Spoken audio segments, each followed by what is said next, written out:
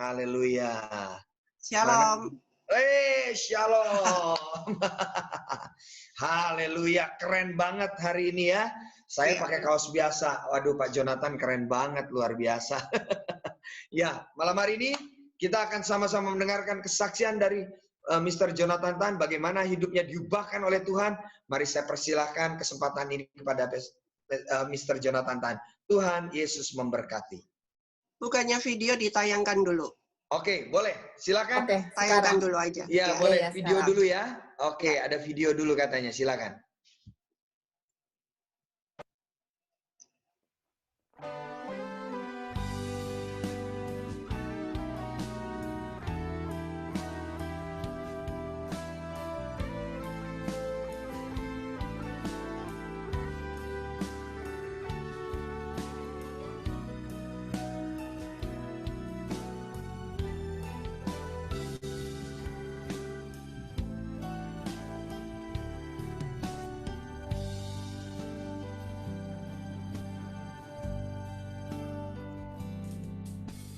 Yesus, kau datang memanggil namaku, kau sahabat yang setia, penolongku.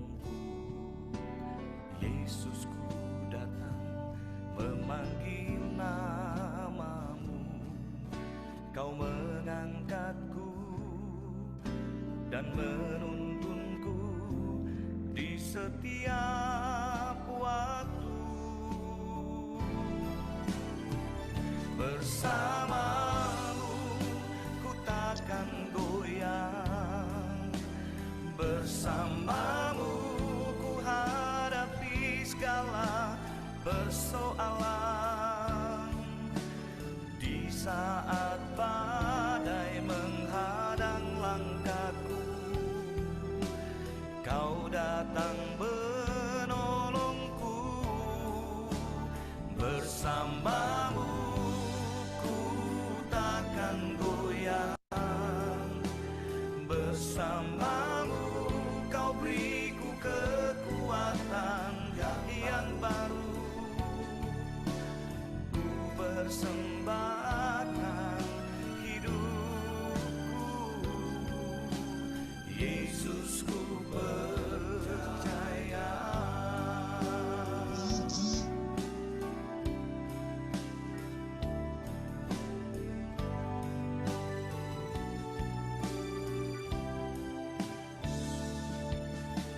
Yesus, kau datang memanggil namaku, kau sahabat yang setia, penolongku.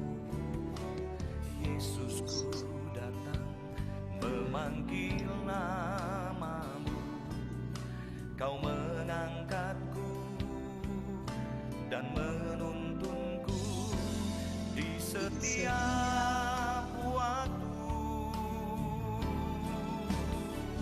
Bersamamu ku takkan goyang, bersamamu ku hadapi segala persoalan.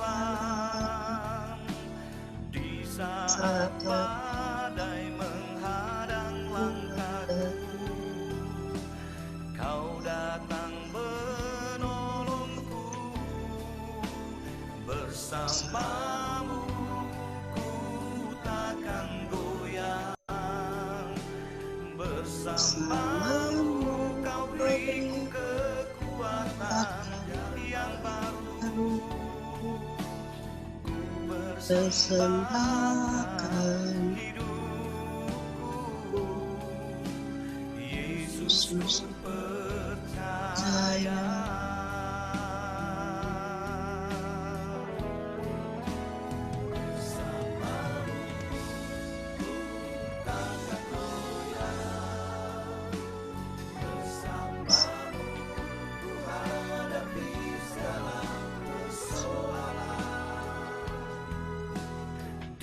Saat badai menghadang langkahku,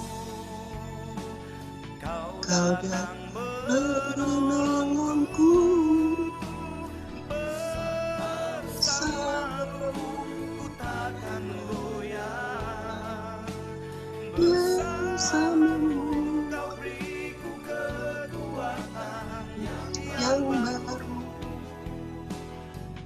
persembahkan hidupku,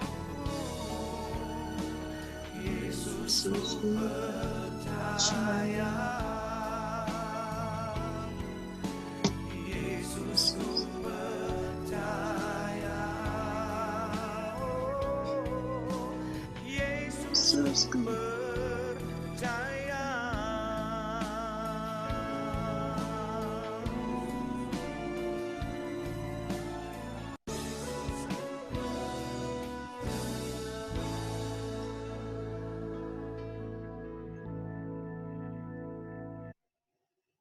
Shalom. Bisa dengar suara saya? Shalom. Oke.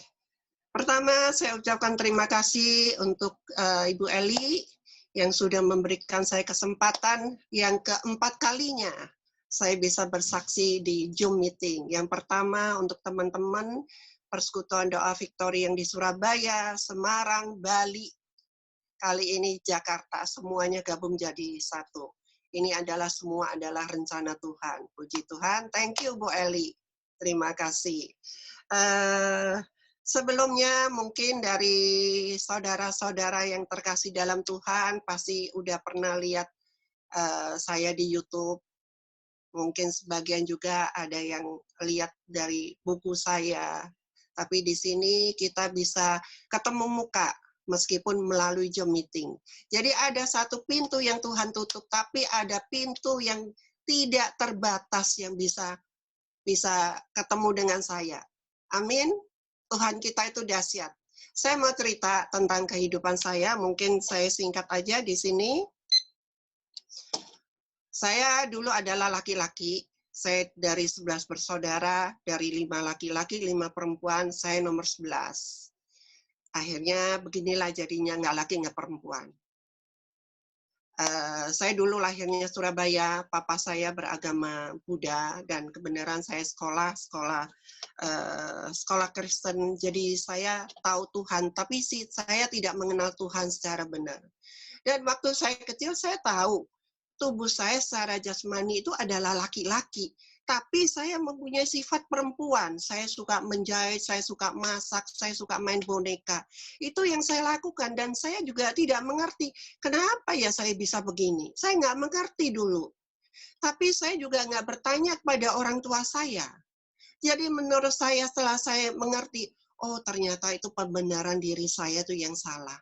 Jadi hubungan saya sama orang tua saya itu nggak bagus. Sama saudara saya juga nggak pernah nanya. Jadi kalau sekarang bilang itu fatherless, saya itu kehilangan sosok seorang ayah. Dalam keluarga itu tidak bisa kita itu cuma punya anak, nyekolahin anak, udah itu ngasih kebutuhan anak, tapi kita tidak ada hubungan batin sama anak tuh nggak bisa.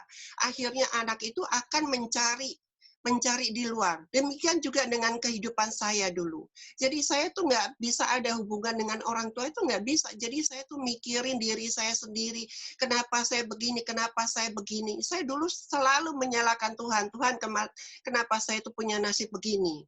Tapi dengan berjalannya waktu saya sekolah itu, saya nggak sampai lulus, saya sampai S4 ya, sekolah dasar kelas 4 saya. Karena apa? Saya di sekolah merasa malu karena saya merasa saya punya kelainan. Jadi saya tuh suka menyendiri. Tapi kalau saya bergaul sama laki-laki, saya merasa ada sesuatu hal. Tapi kalau saya bergaul dengan perempuan, saya lebih nyaman. Karena saya merasa diri saya adalah perempuan. Dan waktu usia saya sekitar terakhir kali itu saya pakai baju laki itu sekitar usia 13 tahun. Mungkin udah lihat di video saya. Dan usia 14 tahun saya tuh udah mulai pakai baju perempuan. Karena saya udah nggak sekolah, akhirnya saya sekolah kecantikan. Jadi saya ngambil semuanya, ngambil make up, potong rambut, semuanya saya belajar. Dari situ akhirnya saya bisa punya uang sendiri dan saya tidak minta uang sama orang tua saya sendiri. Wah, di situ saya makin jadi karena udah bisa megang uang sendiri. Jadi yang saya beli itu pakaian perempuan, tas perempuan, sepatu perempuan yang saya beli tanpa setahu papa saya. Suatu kali papa saya melihat bongkar-bongkar di lemari saya. Wah, saya dipukulin itu. Jadi kalau papa saya mukulin saya itu, dia nggak melihat di depan ada apa, ada batu, ada balok dipukulin ke saya. Saya bilang, meskipun saya dipukulin sampai mati, saya nggak bisa berubah. Sampai papa saya itu berusaha bawa saya tuh ke dokter. Saya disuntik hormon laki-laki. Minum obat itu harus di depan papa saya. Saya dibawa ke kelenteng. Di situ saya dipukulin dengan bunga sedep malam itu ada 10. Katanya saya itu kemasukan setan. Pulang dari situ, rambut saya digundul, dicukur habis. Sampai saya tidak keluar rumah itu selama 3-4 bulan. Saya itu tidak keluar rumah karena saya malu. Itu adalah usaha papa saya biar anaknya itu menjadi laki-laki. Tapi ternyata usahanya papa saya tidak menghasilkan apa yang dia harapkan. Dengan berjalannya waktu, usia saya 15, 16, dan saya semakin hari semakin lebih berani lagi pakai pakaiannya. Karena itu proses kalau saya bilang. Tadinya malu-malu, akhirnya berani, akhirnya saya juga berpacaran dengan laki-laki, dan laki-laki itu tidak tahu keadaan diri saya. Akhirnya dia tahu keadaan diri saya. Nggak mungkin laki-laki itu bisa menerima keadaan diri saya. Pasti dia omongin temennya, ngapain lu pacaran sama dia? Dia dulu kan laki-laki, meskipun maksudnya dia itu laki-laki, bukan perempuan. Waktu itu saya belum operasi. Nah, di situ akhirnya saya putus asa, saya bunuh diri waktu itu. Itu pertama kali saya bunuh diri itu usia saya waktu itu 16 tahun. Saya bunuh diri minum bedak Doris. Itu bedaknya anjing, karena waktu itu Baygon masih belum terkenal. Dan dengan berjalannya waktu, saya tidak kapok-kapok, saya berpacaran terus dengan laki-laki. Saya bukan butuh seks, tapi saya butuh orang yang bisa menerima diri saya, yang bisa ngertiin saya, yang bisa mengasihi saya. Tapi kenyataan itu tidak ada orang yang bisa menerima keadaan diri saya. Dan di usia 18 tahun, saya operasi payudara. Usia saya 18 tahun. Dengan uang saya sendiri. Dan dengan berjalannya waktu, saya udah punya payudara, nggak mungkin kalau saya tuh bawahnya masih punya burung, kalau saya nggak saya buang. Kan saya pengen menjadi perempuan. Akhirnya usia 21 tahun saya memutuskan diri saya harus operasi kelamin. Dan disitulah akhirnya saya menjadi perempuan, dan saya sudah disahkan di pengadilan negeri, saya sudah menjadi perempuan, dan identitas saya, akte lahir saya, semuanya berubah menjadi perempuan. Itu adalah harapan saya. Wah, saya udah menjadi perempuan, jadi saya itu udah tenang. Itu adalah impian saya. Dan selama saya hidup, saya itu bergaulnya dengan perempuan. Bertemannya dengan perempuan. Dan mereka bisa menerima keadaan diri saya. Dan usia 24 tahun saya nikah dengan satu laki-laki normal. Dia dulu pernah nikah, dia udah cerai, waktu pacaran dengan saya 3 bulan, dia tadinya nggak tahu keadaan diri saya kasih tahu keadaan diri saya dulu adalah laki-laki, tapi saat sekarang saya sudah menjadi perempuan karena saya udah operasi. Dia bisa menerima keadaan diri saya.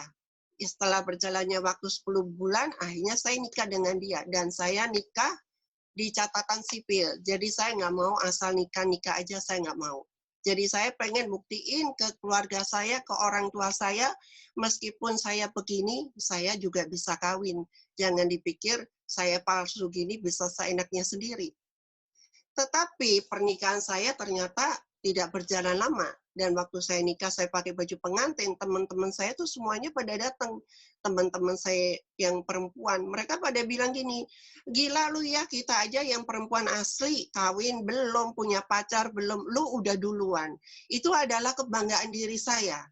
Gini-gini palsu-palsu kan gua udah laku duluan daripada lu yang asli. Cuma masalahnya saya tidak bisa punya anak. Dan pernikahan saya tidak berjalan lama, cuma 2 tahun. Kenapa? Bukan suami saya yang ninggalin saya, tapi saya yang meninggalkan dia. Karena segala sesuatu yang namanya palsu itu adalah bohong. Namanya dari satu kebohongan, nutupin kebohongan yang lain, nutupin kebohongan yang lain, mau sampai kapan? Kebohongan itu kita tutupin terus. Karena Tuhan menciptakan saya sebenarnya ada laki-laki. Casingnya aja bisa dirubah.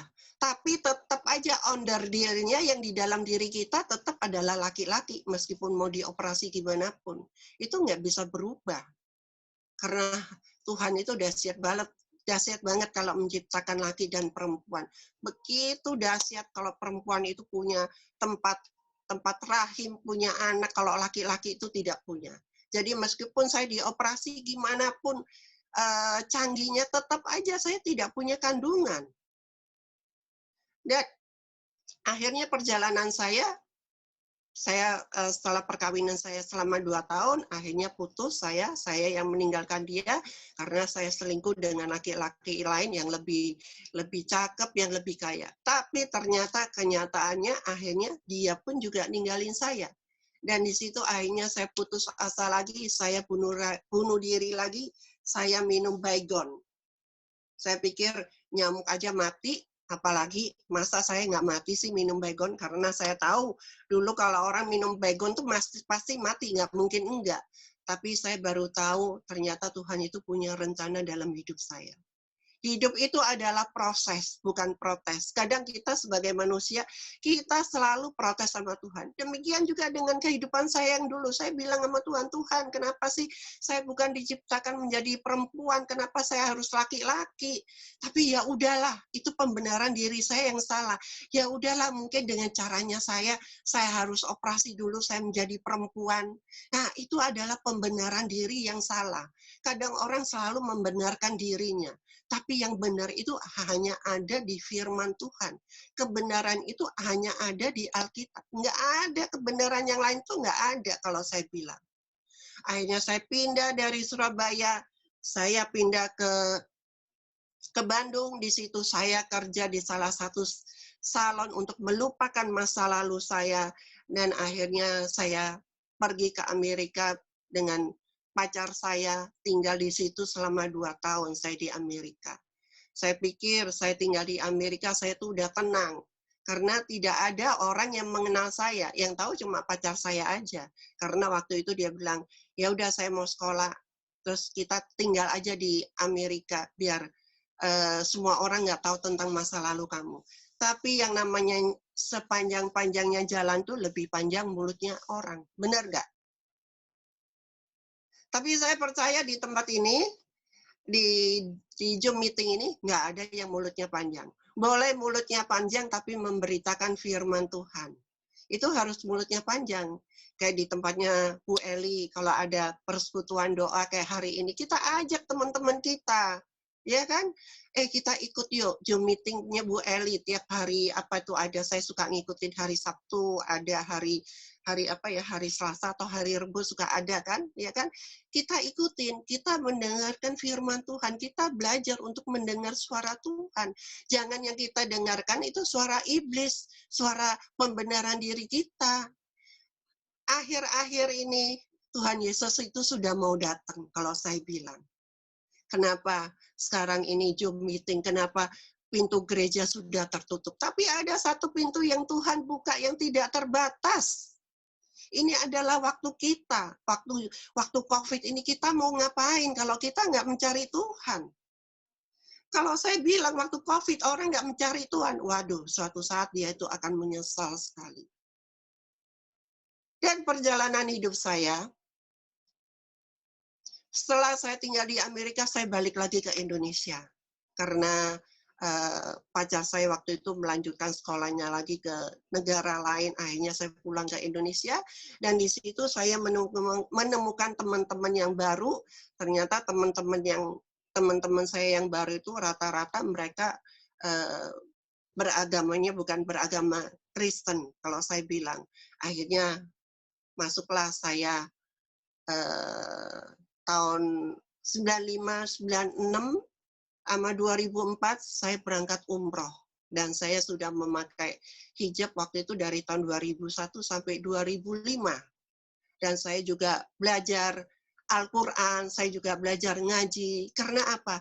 Saya itu mencari kebenaran. Karena dulu waktu saya kecil, meskipun saya kerja, tapi saya belum tahu kebenaran. Saya cuma tahu Tuhan, tapi kebenaran itu masih di luar, belum ada di dalam hati saya. Saya pikir kalau di agama ini kayaknya kalau orang tepat waktu ya 5 waktu. Saya pengen pengen belajar. Akhirnya saya masuklah dalam komunitas agama itu. Tapi ternyata yang saya cari, saya tidak menemukan itu yang namanya diri saya itu tidak mendapatkan damai sejahtera, itu saya tidak mendapatkan di situ. Dan saya masuk dalam lembah dosa itu makin dalam lagi. Jadi ibaratnya dosa itu paketnya itu udah saya ambil semuanya. Saya dari laki-laki menjadi perempuan, saya bunuh diri 2 kali, saya kawin siri 2 kali, kawin Kristen 1 kali, saya masuk dalam dunia prostitusi kelas atas, dan mereka tidak tahu keadaan diri saya. Dan narkoba itu juga saya lakukan, dan satu hal lagi, saya percaya sama yang namanya ramalan. Jadi kalau orang bilang, di situ ada dukun pintar, wah namanya saya tuh nomor 1. Udah pasang susuk, pasang emas, berlian itu udah saya lakukan semuanya. Jadi yang namanya saya guys suami orang itu udah sering banget. Jadi dosa saya bagi saya tuh udah lengkap semuanya. Yang namanya suruh makan bunga apapun, saya udah makan, cuma bunga deposito aja yang nggak saya makan. Ya itulah perjalanan hidup saya. Dan di tahun 2011, itu adalah masa pertobatan saya itu mencari Tuhan di tahun 2011. Disitulah saya menemukan satu firman Tuhan, bisa ditayangkan di Matius 6:33, tetapi carilah dahulu kerajaan Allah dan kebenarannya, maka semuanya akan ditambahkan kepadamu. Firman-Nya di Matius 6:33. Matius 6:33, tetapi carilah dahulu kerajaan Allah dan kebenarannya, maka semuanya akan ditambahkan kepadamu. Itu saya mencari bukan cuma ke gereja aja, tapi saya ada pendalaman iman, ada seminar apapun, saya itu selalu datang. Saya sekolah, bukan sekolah Alkitab ya, sekolah selama 1 tahun tentang tubuh Kristus itu apa, gereja itu apa, gambar diri yang rusak itu apa, padang gurun itu apa, karunia itu apa, perjumpaan dengan Tuhan itu apa. Saya belajar, itu adalah masa saya. Dan waktu itu saya juga cek untuk HIV saya, AIDS saya cek karena saya takut. Karena kehidupan saya dulu itu sering berhubungan dengan laki-laki. Tapi kenyataan waktu saya cek, hasilnya itu negatif, puji Tuhan. Berarti Tuhan itu masih memberi saya kesempatan. Disitulah akhirnya saya mencari, selama 7 tahun perjalanan hidup saya itu mencari Tuhan. Jadi saya itu tidak proses, saya setia, taat melakukan kehendak Tuhan. Dan di tahun 2016, waktu itu saya ikut Glow Champion Prayer di tempatnya Pak Gilbert di Glow. Saya ikut bukan seminar ya, ikut kelas selama 3 bulan. Di situ akhirnya saya bisa melayani sebagai pendoa syafaat di Glow. Dan akhirnya saya selama bisa melayani di tempat pendoa syafaat, dan di tahun 2016, di tahun 2017 saya tuh dapat ayat emas di Yakobus 5:16, bisa ditayangkan. Yakobus 5:16, karena itu hendaklah kamu saling mengaku dosamu dan saling mendoakan supaya kamu sembuh. Doa orang yang benar bila dengan yakin didoakan sangat besar kuasanya. Saya berpikir, saya itu sudah di dalam pendoa syafaat, tapi saya masih ada satu hal yang belum saya lepaskan. Itu apa? Itu adalah identitas diri saya. Dosa emang sudah tidak saya lakukan. Yang namanya hubungan sama laki-laki itu sudah tidak ada lagi. Tapi ada satu hal yang belum saya lepaskan. Identitas diri saya. Mereka tidak tahu tentang keadaan diri saya dulu adalah laki-laki. Ponakan saya pun juga ada 40. Cucu saya ada 50. Mereka nggak tahu keadaan diri saya. Orang kantor saya juga nggak tahu keadaan diri saya kalau saya dulu adalah laki-laki. Dan di tahun 2018 saya dapat ayat emas lagi. Di Yakobus 2:17 bisa ditayangkan. Demikian juga halnya dengan iman, jika iman itu tidak disertai perbuatan, maka iman itu pada hakikatnya adalah mati. Jadi kalau kita mendengar firman, itu harus kita lakukan. Kalau kita tidak lakukan, roh kita itu tidak akan tidak akan pernah bertumbuh. Kita itu akan mati. Dan saya dapat firman juga di Yohanes 14:6, bisa ditayangkan? Kata Yesus kepadanya, Akulah jalan dan kebenaran dan hidup. Tidak ada seorang pun yang datang kepada Bapa kalau tidak melalui aku. Jadi jalan kebenaran dan hidup itu hanya ada di dalam Tuhan Yesus Kristus. Akhirnya tahun 2018, saya bertemu satu hamba Tuhan, itu adalah Pak Timothy Parangkuan yang sekarang itu menjadi Bapak rohani saya. Dan saya sampai hari ini saya memanggil Pak Timothy, memanggil Dedi, karena dia selalu mendukung saya. Dia pengen kehidupan saya itu makin hari makin pulih. Dan waktu itu ada seminar tentang DNA of God. Di situ saya datang seminar itu. Saya pengen tahu apa itu DNA. Dan waktu itu saya masih pakai baju saya masih pakai baju perempuan. Dan setelah seminar itu besoknya saya menghubungi beliau. Saya tanya nomor telepon beliau, akhirnya saya dapat nomor telepon beliau, dan akhirnya saya telepon, saya bilang, Pak, kemarin saya yang sama Bapak foto. Wah, dia bilang, oh iya kenapa Bu? Dia manggil saya, waktu itu masih manggil Bu. Akhirnya saya cerita tentang keadaan diri saya pun, tidak ada satupun yang saya tutupin di situ. Wow, di situ dia kaget mendengar kesaksian saya. Dan akhirnya saya didoai nama dia, dan dia memberikan nama saya, nama Jonathan. Saya tahu nama Jonathan itu bukan sekedar nama. Kalau saya lihat di Alkitab, Jonathan itu adalah sahabatnya Daud. Dia adalah orang yang setia dan taat. Dan dia bilang sama saya, 2 minggu lagi kamu ketemu dengan saya, kamu dengan DNA kamu yang baru. Saya masih bertanya, saya harus gunting rambut saya harus ganti baju saya. Iya. Dan hari itu juga saya memutuskan diri, saya harus gunting rambut. Dan selama perjalanan saya gunting rambut itu, saya itu on fire sekali. Saya menyanyi, saya memuji Tuhan, saya itu menangis, saya bilang, Tuhan, saya mau kembali ke identitas saya yang semula, Tuhan. Sampai akhirnya saya mau parkir mobil saya nggak bisa karena mobil saya nggak bisa parkir di tempat itu karena ada mobil, sampai saya puterin 2 kali. Sampai hujan, saya bilang nggak bisa, kali ini saya harus gunting rambut, nggak bisa besok, kalau besok ceritanya beda lagi, saya mau kali ini. Akhirnya mobil saya taruh di apartemen, saya lari-lari, saya kehujanan, saya lari-lari, saya panggil taksi. Sorry. Dan teman saya kaget karena rambut saya tadinya panjang sekian, rambut saya jadi pendek. Dan hari ini rambut saya semakin hari semakin pendek rambut saya hari ini.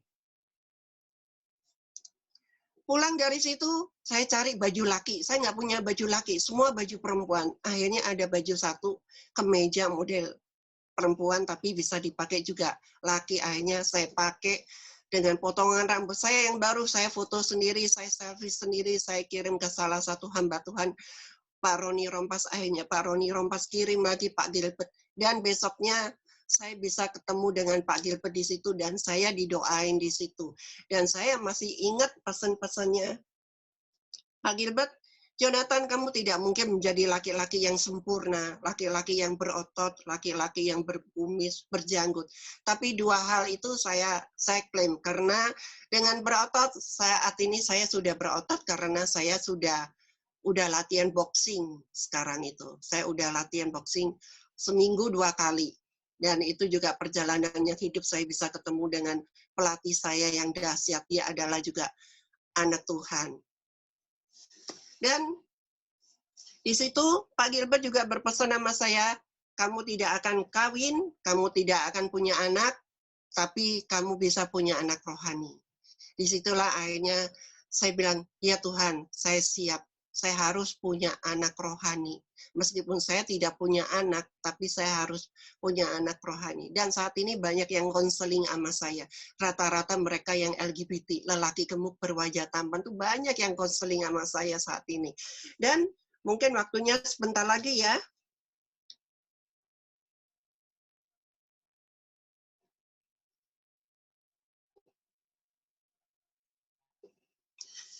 Desember kemarin Desember 2018 saya bikin buku namanya Reborn My True Identity.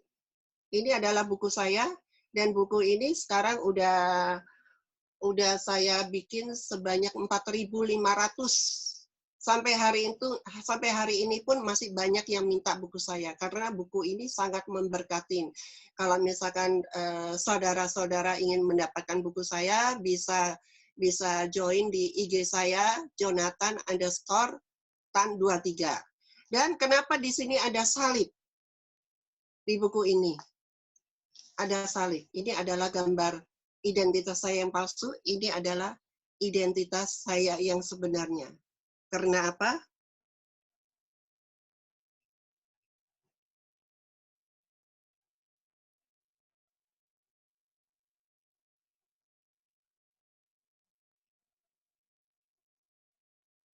Karena salib itu kita hidup. Kan ada kan lagunya kan? Karena salibmu ku hidup. Karena salibmu ku menang.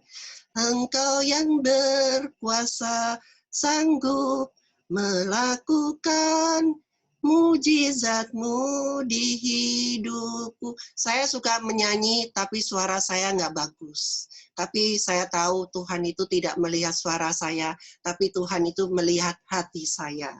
Ya, karena apa? Karena salib kita menjadi hidup. Karena kebenaranlah, bukan pembenaran. Karena salib kita menang. Karena kita sudah bisa mengalahkan kesombongan dan egois dari diri kita. Dan hidup kita sudah merdeka, berarti kita sudah menang. Indonesia merayakan kemerdekaan yang ke-75 tahun, gimana dengan hidup kita?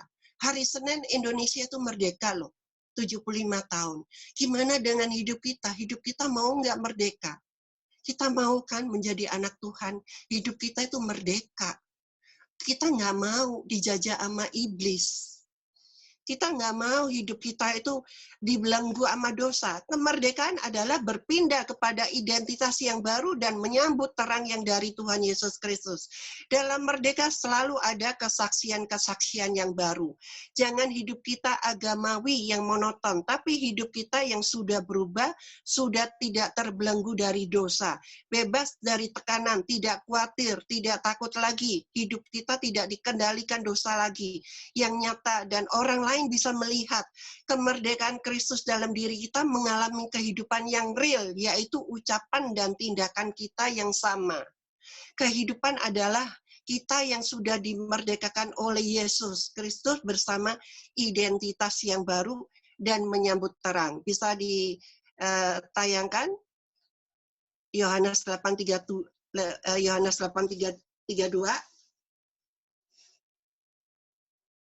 Dan kamu akan mengetahui kebenaran, dan kebenaran itu akan memerdekakan kamu. Jadi kalau kita tahu kebenaran, kebenaran itu akan memerdekakan hidup kita. Kita harus merdeka. Merdeka dari intimidasi, merdeka dari masa lalu kita. Thank you, Yesus. Kiranya kesaksian saya bisa menjadi berkat. Haleluya. Amin.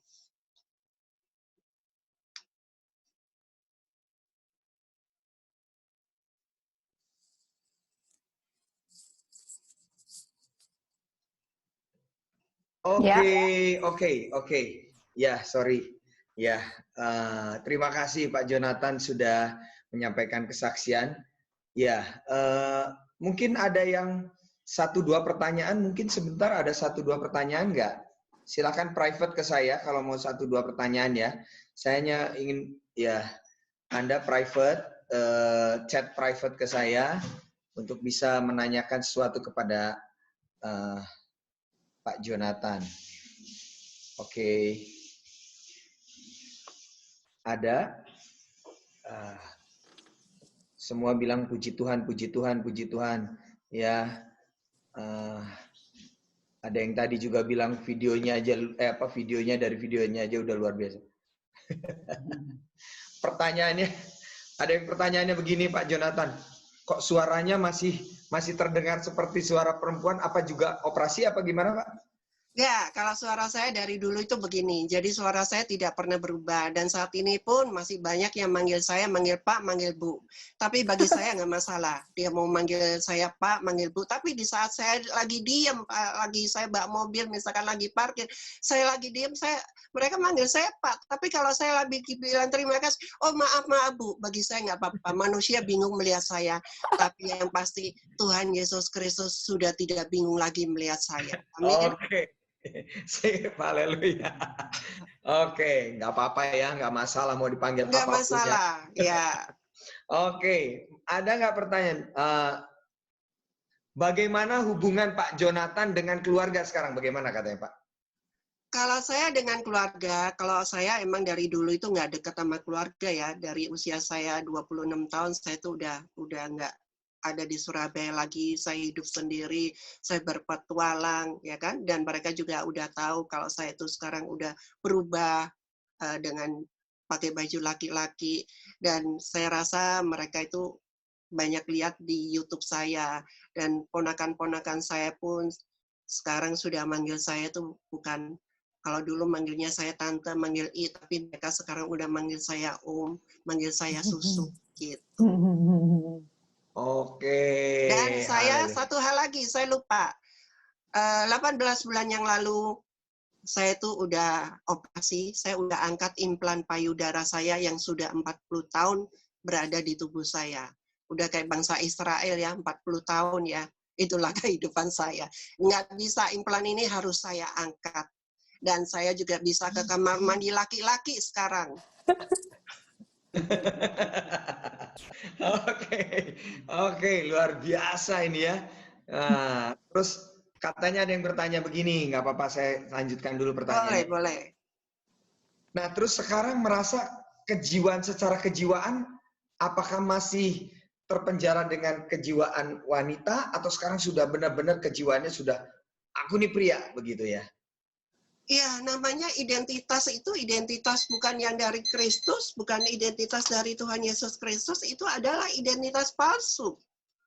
Kalau saya, jiwa saya masih yang lama, nggak akan saya tuh berubah.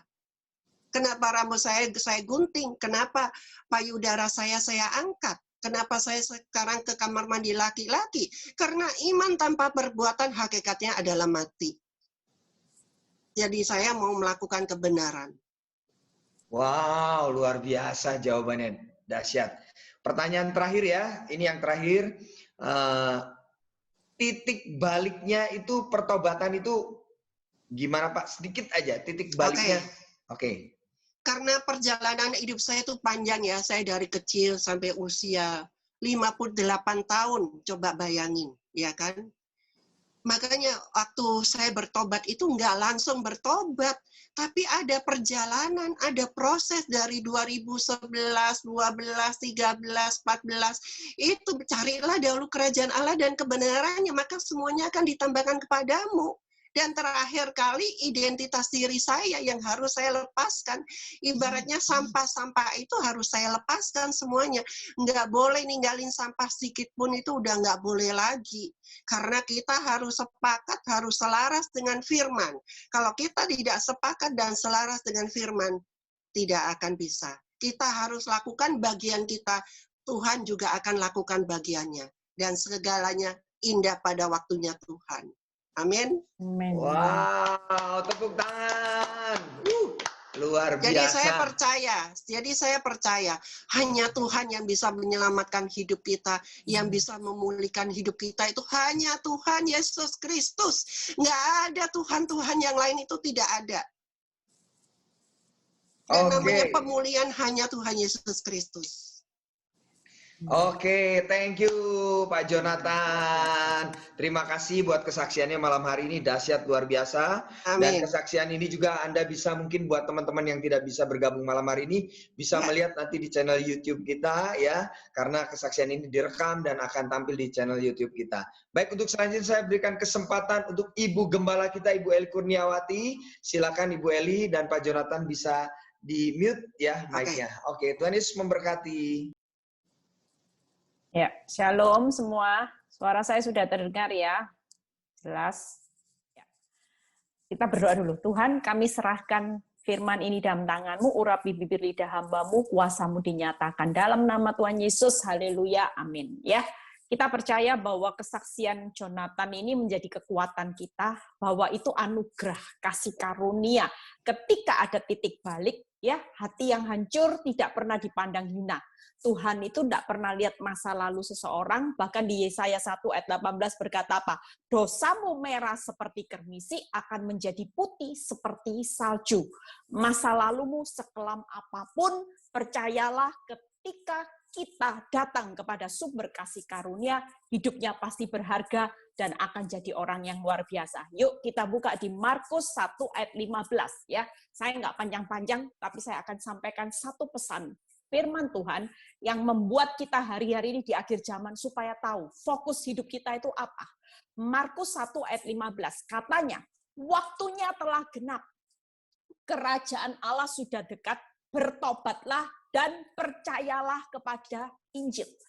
Hari ini kita tahu ini waktunya sudah di ujung dari ujung akhir zaman. Saudara dan saya tidak bisa lagi bermain-main dengan yang namanya waktu. Saudara mungkin dulu berpikir, masih lama. Tapi kalau saudara lihat hari-hari ini, kita sudah tidak bisa bermain-main dengan waktu.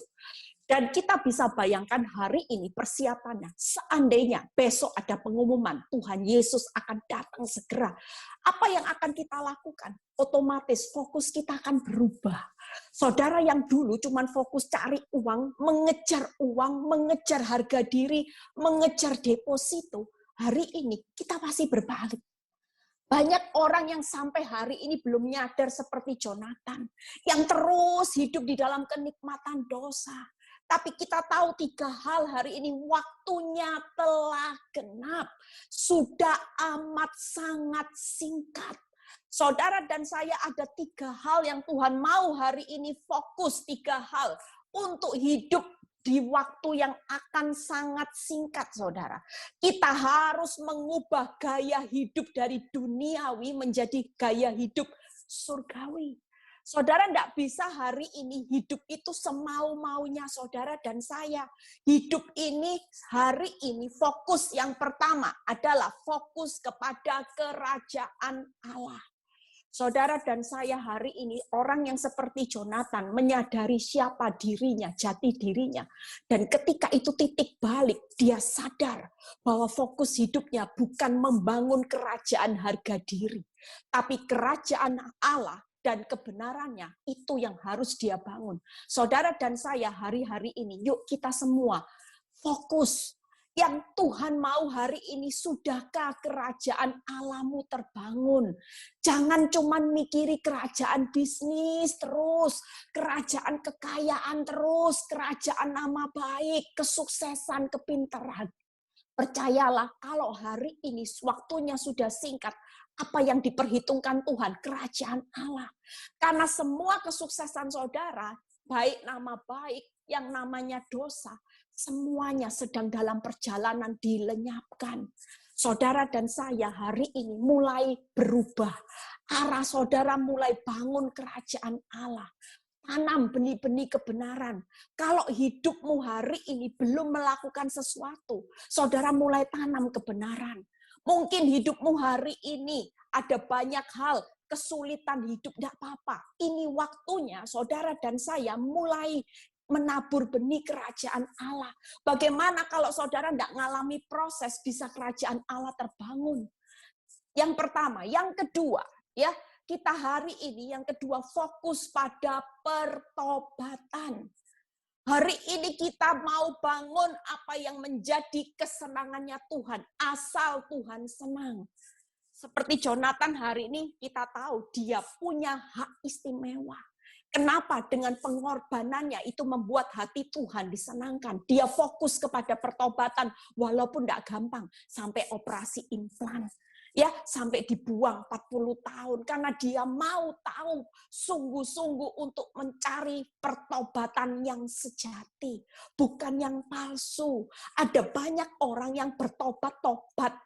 Umat tobat, umat tomat. Tapi kita berdoa sungguh-sungguh buat Jonathan, akan terjadi pertobatan yang luar biasa. Dan kalau saya lihat bagaimana responnya, saya lihat hatinya tulus buat Tuhan. Karena ada beberapa orang yang mengalami pertobatan seperti Jonathan, itu cuma sementara. Dan saya dengar balik kembali. Malah kembali hidup dengan pasangannya yang lama. Tidak gampang, saudara. Tapi ketika hari ini waktunya sudah genap, saudara tidak bisa lagi bermain-main dengan dosa. Saudara tidak bisa lagi kompromi dengan dosa terus-menerus. Iya, kalau saudara sejam lagi masih hidup. Kalau hari ini, besok, hari ini, malam ini tidur, besok tidak bangun. Kalau saudara tidak mulai fokus dengan pertobatan, ini waktunya sudah genap. Kita tidak bisa lagi bermain-main, Tuhan nanti dulu ya, dosa saya masih nikmat. Kasih waktu, bentar Tuhan, satu persatu dulu. Tidak bisa, saudara.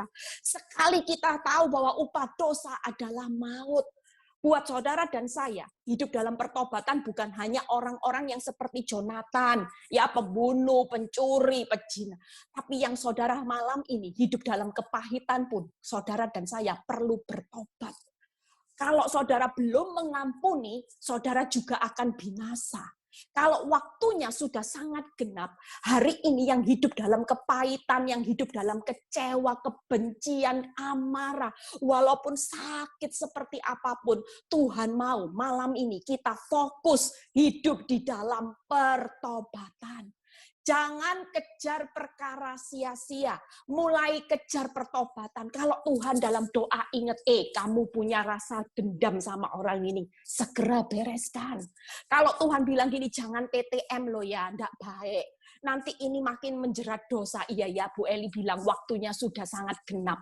Waktunya sudah genap, enggak bisa main-main lagi dengan dosa. Aku mau malam ini, Tuhan, aku mau kembali seperti Jonathan, yang rela iman tanpa perbuatan adalah mati. Kalau Tuhan suruh, aku segera bertindak, aku mau Tuhan. Supaya Tuhan perhitungkan semua nilai-nilai pertobatan. Tuhan tahu kalau saudara bertobatnya cuma palsu, hanya sesaat. Tuhan itu tahu, karena Tuhan melihat hati. Itu tadi Jonathan bilang, orang lain boleh bingung lihat dia, tapi yang sungguh-sungguh melihat hati Jonathan adalah Tuhan. Amin. Saudara yang ketiga, ya, yuk fokus dengan apa? Fokus percaya kepada Injil. Di akhir zaman kalau waktunya sudah genap, saudara tidak usah fokus dengan percaya sama kenyataan, percaya sama berita-berita hari ini yang membuat saudara pusing 7 keliling. Mau baca berita dunia, mau hancur, ekonomi hancur, semua keadaan hidup tidak bertambah baik. Percayalah, Tuhan mau, waktunya sudah genap, saudara dan saya fokus percaya kepada Injil. Saudara tidak bisa lagi percaya kepada dunia, percaya lihat bukti, percaya lihat keadaan yang tambah buruk, dan saudara mulai mereka-rekakan dengan akal logika saudara. Malam ini Tuhan mau kita ayo semua berlomba-lomba percaya kepada Injil, karena Injil itu adalah kekuatan Allah. Roma 1 ayat 16a. Dan kita percaya bahwa Injil, di mana ketika saudara berdiri di atas kebenaran, Roma 9 ayat 28 berkata gini, tidak ada satupun dari firmanku yang akan aku tunda-tunda. Semua yang aku firmankan itu akan terjadi segera sempurna, saudara.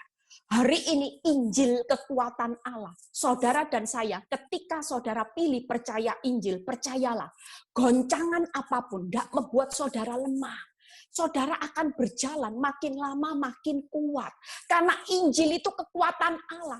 Siapa yang bisa mengalahkan kekuatan Allah? Tidak ada. Selain ketika saudara tetap percaya, tidak. Walaupun keadaanku tambah sulit, bukti baik tidak ada. Aku memilih tetap percaya kepada Injil. Karena Injil itu pasti digenapi. Karena Injil itu adalah Allah sendiri. Dan ketika Injil berpihak kepadaku, aku tidak akan pernah roboh, hancur. Bahkan aku akan berjalan makin lama, makin kuat. Kita percaya. Orang seperti Jonathan hidup dalam pertobatan. Kalau enggak kuat sama percaya Injil, bisa enggak dia? Apa enggak ada? Coba tanya. godaan setan kalau orang mau bertobat, orang mau hidup dalam firman, pasti godaan cobaannya banyak. Terutama ibu-ibu yang hari ini, kalau mau hidup dalam kebenaran, lihat, kan pasti suaminya tambah menjengkelkan. Keadaan rumah tangga yang digumulkan malah tambah lihat tambah buruk, tambah buruk. Itu waktunya, ujian itu sedang terjadi. 3 hal, kalau waktunya sudah genap. Hari ini jangan bermain-main dengan waktu. Hiduplah dalam 3 fokus. Yang pertama tadi fokus bangun kerajaan Allah. Benih rasa sakit itu kerajaan Allah, saudara. Ketika hari ini saudara jalani proses, percayalah, proses hidupmu itu selalu diperhitungkan Tuhan. Air mata dan penderitaanmu itu proses di mana ketika saudara sedang menabur benih, Tuhan sudah taat, Tuhan kok masih hidup dalam seperti ini, kok keadaan keuanganku tidak tambah baik. Itu artinya Tuhan lagi paksa saudara dan saya nanam benih kerajaan Allah.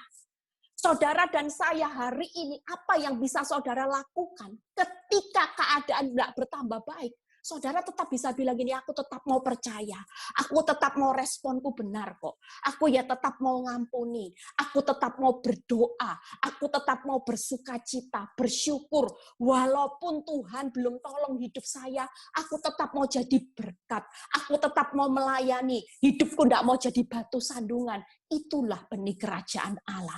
Amin, saudara. Yang kedua benih apa? Fokus pertobatan. Yang ketiga tadi fokus untuk percaya kepada Injil. Yuk kita buka slide yang terakhir, setelah itu selesai. Mazmur 11 ayat 4 ya. Hari-hari ini ujian kehidupan itu sedang berlangsung buat saudara dan saya. Mazmur 11 ayat 4. Yuk kita baca sama-sama. Tuhan ada di dalam bait-Nya yang kudus, Tuhan tahtanya di surga, matanya mengamat-ngamati, sorot matanya menguji anak manusia. Anak-anak manusia. Hari ini, malam ini kita percaya bahwa Tuhan di atas tahtanya, Dia sedang mengamati dan menguji setiap saudara dan saya. Jangan lari, itu khotbah saya besok. Hadapi kenyataan. Jangan lari dari kenyataan karena memang ini waktunya sudah sangat-sangat singkat. Saudara tidak mau dimurnikan sekarang, kapan lagi? Tuhan di atas tahtanya sedang mengamat-ngamati dan menguji anak-anak manusia. Saudara dan saya hari ini tidak bisa lepas, saudara. 3 hal, lihat. Buka slide-nya Aileen ya. Ayat yang kelima berkata gini, Tuhan menguji orang benar dan orang fasik. Mungkin saudara bilang gini, yang diuji orang benar. Enggak loh. Tuhan menguji orang benar dan orang fasik. Hari ini lihat, dengan peristiwa pandemi yang terjadi di dunia hari ini, semua orang bukan yang ngalami susah hari ini orang benar dan orang fasik, tapi ada bedanya. Saudara lihat di ayat yang ke-6, ia menghujani orang fasik dengan arang berapi dan belerang. Artinya orang fasik hari ini pialanya apa, saudara? Piala orang fasik adalah belerang yang menghanguskan. Tetapi buat orang benar yang diuji hari ini dengan fokus kerajaan Allah, fokus pada pertobatan, fokus pada percaya Injil, ketika diuji fokusnya sudah benar, piala orang benar adalah keadilan. Lihat ayat ke-7. Sebab Tuhan adalah adil dan Ia mengasihi keadilan. Orang yang tulus akan memandang wajahnya. Hari ini saya sudah selesai berkhotbah. Yuk, sudah sangat singkat waktunya. Waktunya sudah amat sangat dekat. 3 hal kita fokus, ya. Dan kita percaya hari ini Tuhan sedang menguji di atas tahtanya, Dia menguji orang benar dan orang fasik. Pastikan saudara dan saya hari ini sebagai orang benar. Saudara dan saya tidak lagi kena api belerang, ya, tapi piala saudara adalah piala keadilan. Hari ini mungkin hidupmu tidak adil, tidak apa-apa. Sabar. Tuhan sedang menguji. Di balik ketidakadilan, ada keadilan.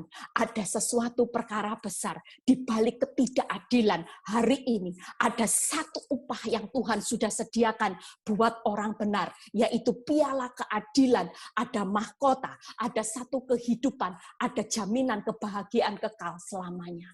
Pilihan hidup saudara hari ini, malam ini, pastikan, Tuhan aku tahu, aku sudah ada di ujung, dari ujung akhir zaman. Aku tidak mau lagi main-main. Aku harus berubah fokusku. Aku tidak lagi mementingkan persoalan masalah demi masalah. Karena masalah ketika aku mati, aku tidak bawa. Dan Tuhan tidak bilang masalah itu syarat untuk masuk kerajaan surga. Aku mau malam ini aku berubah Tuhan. Ini hidupku. Amin saudara.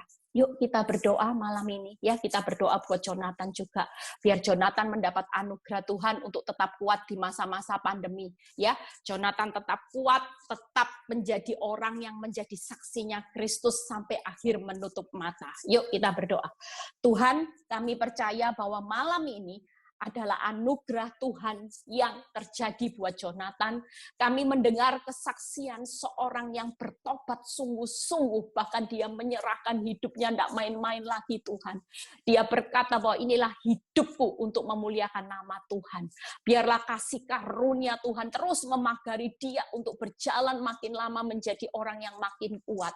Kami percaya malam ini firman-Mu berkata, waktunya sudah genap. Waktunya sudah amat singkat. Kami mau sebagai anak-anak Tuhan, kami fokus kepada malam ini kerajaan Allah. Fokus pertobatan Tuhan. Kami tidak mau kompromi dengan dosa. Karena waktunya sudah sangat singkat. Kami mau belajar untuk menyenangkan hati Tuhan. Hidup berkenan di hadapan-Mu dengan kekudusan kami Bapa. Sehingga ketika Engkau sewaktu-waktu memanggil kami pulang ke rumah Bapa, kami didapati untuk berkenan di hadapan-Mu. Dan kami mau malam ini kami fokus Tuhan untuk percaya kepada Injil.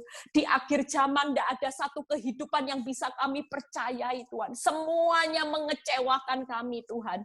Tapi kami percaya bahwa kami mau percaya kepada Injil-Mu. Karena Injil itu adalah Allah sendiri. Injil itu adalah kekuatan Allah. Dan Injil itu tidak pernah ditunda-tunda. Semua yang Kau firmankan itu akan dilakukan Tuhan di atas muka bumi sempurna dan segera. Terima kasih Bapak buat malam ini. Biar kami tahu bahwa setiap anak-anak-Mu yang bergabung di dalam Zoom Tuhan. Kami tidak mau lari dari kenyataan Tuhan. Kami akan menghadapi kenyataan bersama dengan Tuhan. Bahwa kami akan menikmati sebagai orang benar piala keadilan. Walaupun hidup kami diperlakukan tidak adil malam ini. Kami tetap berkata pada akhirnya kami akan menikmati piala keadilan-Mu Bapa. Yang sakit Tuhan boleh sembuhkan saat ini. Yang mengalami masalah ekonomi Tuhan. Kami tahu bahwa terobosan berkat itu akan terjadi Tuhan. Buat orang benar Bapak. Yang mengalami saat ini masalah rumah tangga Tuhan. Kami percaya Tuhan bahwa Engkau memulihkan. Karena Engkau tidak pernah merancangkan bahwa rumah tangga kami hancur Tuhan. Tapi Engkau selalu memulihkan dengan anggur yang manis. Terima kasih Bapak. Kami serahkan seluruh anak-anak-Mu dalam tangan-Mu. Berkati Wulan, Frans juga Tuhan. Berkati Debbie, Ailing, Lina Tuhan. Dan seluruh yang mendukung acara Zoom ini. Terima kasih Tuhan. Biarlah kalau sebentar kami mau berpisah dengan satu dengan yang lain. Kami malam ini mengangkat tangan kami Tuhan. Kami terima berkat saat ini. Berkat Abraham, Ishak, Yakub. Damai sejahtera Allah Bapa, Putra, dan Roh Kudus menyertai kami. Mulai malam ini sampai Maranatha Tuhan Yesus datang kedua kali. Yang diberkati dan percaya berkata, amin. Tuhan.